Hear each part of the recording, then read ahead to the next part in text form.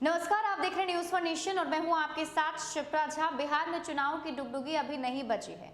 NDA में seat बंटवारे का फॉर्मूला भी तय नहीं हुआ है, लेकिन इन सब से एक कदम आगे बढ़कर चिराग पासवान अब उम्मीदवारों की लिस्ट बना रहे हैं। इस बार बिहार विधानसभा चुनाव में लोजपा की तरफ से कौन से वैसे नेता होंगे जो चुनावी मैदान में जाएंगे, उनकी लिस्ट पूरी तैयार कर ली गई है। 92 सीटों पर जो लिस्ट है वो बनाई गई है और उसमें अब अंतिम रूप देने की कोशिश की जा रही है और उन सीटों पर नजर है खासकर चिराग पासवान की, जिन सीटों पर पिछली बार चुनाव एनडीए हार गया था।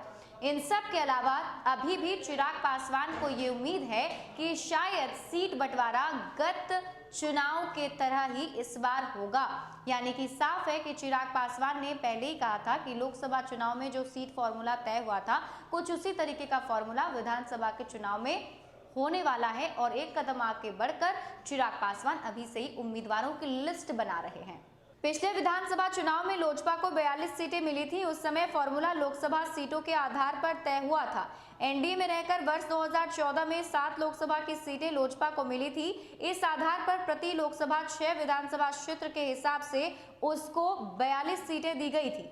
पार्टी का मानना है कि इस बार भी वही फॉर्मूला रहेगा, लेकिन इस हिसाब से सीटों का बंटवारा हुआ तो नुकसान भी हो सकता है।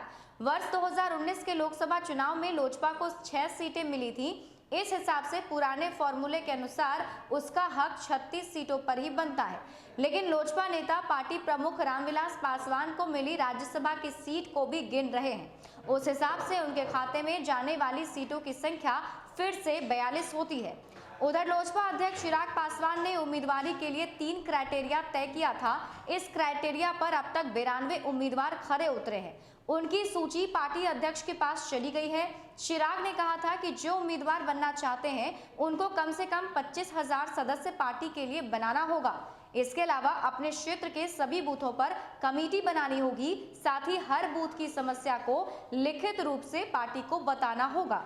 जिन उम्मीदवारों की सूची भेजी गई है उनमें सभी ये तीनों क्राइटेरिया पूरा किया है। तो चिराग पासवान अपने धुन में आगे बढ़ते जा रहे हैं। उन्हें ये लग गया है कि इस बार भी उसी तरीके का फॉर्मूला होगा जो बीते चुनाव में रहा है। तो ऐसे में चिराग पासवान अब आगे उम्मीदवारों की लिस्ट जो है बना रहे हैं। साथ ही साथ चिराग पासवान ज्यादा से ज्यादा सीट पर लड़ने के लिए प्रेशर भी बना रहे हैं, जो इन दिनों देखने को मिल रहा है। लोजपा और जदयू के बीच जो तकरार चल रही है उसको लेकर जानकार यही बताते हैं कि सीट बंटवारे का या फिर ज्यादा से ज्यादा हिस्सेदारी को लेकर चिराग पासवान की तरफ से प्रेशर पॉलिटिक्स किया जा रहा है। ज्यादा अपडेट के लिए आप जुड़े रहिए न्यूज फॉर नेशन के साथ। नमस्कार।